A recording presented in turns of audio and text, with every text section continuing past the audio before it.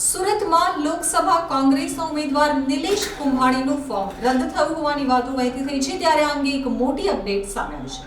આવતીકાલે સવારે 9 વાગે આ અંગે સુનાવણી હાથ ધરવામાં આવશે અને 11 વાગ્યાની આસપાસ આ અંગે ચુકાદો આવી જશે। સુરતમાં લોકસભા કોંગ્રેસના ઉમેદવાર નિલેશ કુંભાણીનું ફોર્મ રદ થયું હોવાની વાત વહેતી થઈ છે, તો કોંગ્રેસના ફોર્મ 7, 8, 9, 14C સામે ડમી સામે વાંધો ઊભો થયો છે।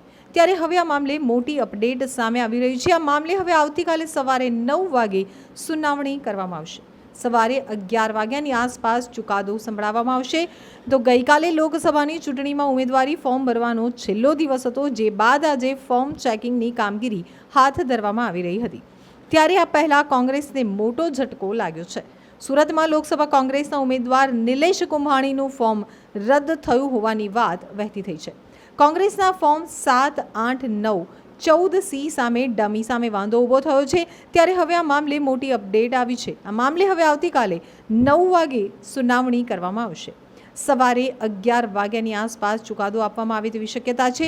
નિલેશ કુંભાણીએ જણાવ્યું કે મારું ફોર્મ રદ નહોતું થયું, હું મારા ટેકેદારો સાથે ઓફિસે આવ્યો છું। ફોર્મને લઈને 4 વાગ્યા સુધીમાં જવાબ આપવાનો છે, પરંતુ મારા ટેકેદારો યોગ્ય ન હોવાથી ભાજપે અધિકારીની રજૂઆત કરી છે। 11 વાગ્યા સુધીમાં આગળના ડોક્યુમેન્ટ કરતા છે અમારા વકીલ દ્વારા કાલે 11 વાગ્યા સુધીનો ટાઈમ આપ્યો છે। કાલે 11 વાગ્યા સુધીમાં ડોક્યુમેન્ટ પૂરા કરી આ વખતે ચૂંટણી 100% જીતવાની છે। કોઈ બે મત ઇન્ડિયા ગઠબંધનના કોંગ્રેસ પક્ષના ઉમેદવાર નિલેશભાઈ કુંભાણીના ટેકેદારોનું અપહરણ થયું છે અને ધોળા દિવસે ખુલ્લેઆમ ચૂંટણીના દિવસમાં એવી બધાની તાકાત વધી ગઈ કે અપહરણ કરી લીધું ટેકેદારોનું। સવારથી આજે ગાયબ છે। આજે ફોર્મ ચકાસણીનો દિવસ હતો, આ જ દિવસે ટેકેદારોનું અપહરણ થઈ ગયું। અમે લેખિત ફરિયાદ આપી છે અહીંયા લોકલ પોલીસમાં અને ચૂંટણી અધિકારી સમક્ષ। ચૂંટણી અધિકારી એની તપાસ કરે, પોલીસ એની તપાસ કરે, કોણે અપહરણ કર્યું, શા માટે અપહરણ કર્યું, કોના કહેવાથી અપહરણ કર્યું, આ અપહરણ કરવા પાછળ એમનો શું બદઇરાદો હતો, આ બધી તપાસ થવી જોઈએ। અને જો ખરેખર સાચી તપાસ થશે, ભાજપ પ્રેરિત નહીં કાયદા પ્રેરિત તપાસ કરવામાં આવશે તો સત્ય સામે આવશે, અને જો ભાજપ પ્રેરિત તપાસ થશે તો અસત્ય સામે આવશે। ભાજપ વાળાએ ક્વેરી કાઢી, ધંધો એનો જ આ છે। આવતીકાલે સવારે 11 વાગ્યાનો સમય આપ્યો છે, જોઈએ હવે 11 વાગ્યે શું થાય।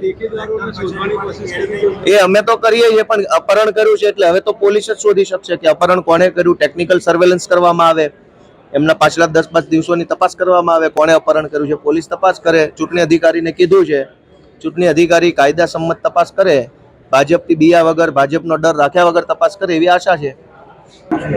ફોર્મ રદ થવાનું જ નથી। અમારી આર્ગ્યુમેન્ટ જે થશે એના આધારે કલેક્ટર સાહેબ અને રિટર્નિંગ ઓફિસર કન્વિન્સ થઈ જશે ક્યાં રદ થયું છે હજુ।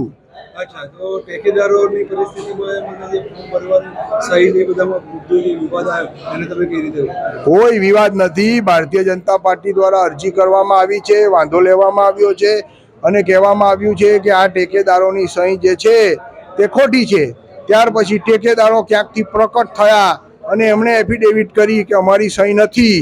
આવો બધો આખો કિસ્સો છે। ત્યારબાદ સાહેબે અમને નોટિસ આપી, નિલેશ કુંભાણી સાહેબ તરફથી હું હાજર થયો વકીલ તરીકે, અને 4 વાગે મેં સાહેબને કહ્યું કે અમને વિગતવાર આર્ગ્યુમેન્ટ કરવા અને રજૂઆત કરવાનો કાલ સુધીનો સમય આપો। સાહેબે અમારી વાત માની અને કાલ સવારે 9 વાગ્યાનો સમય આપી દીધો।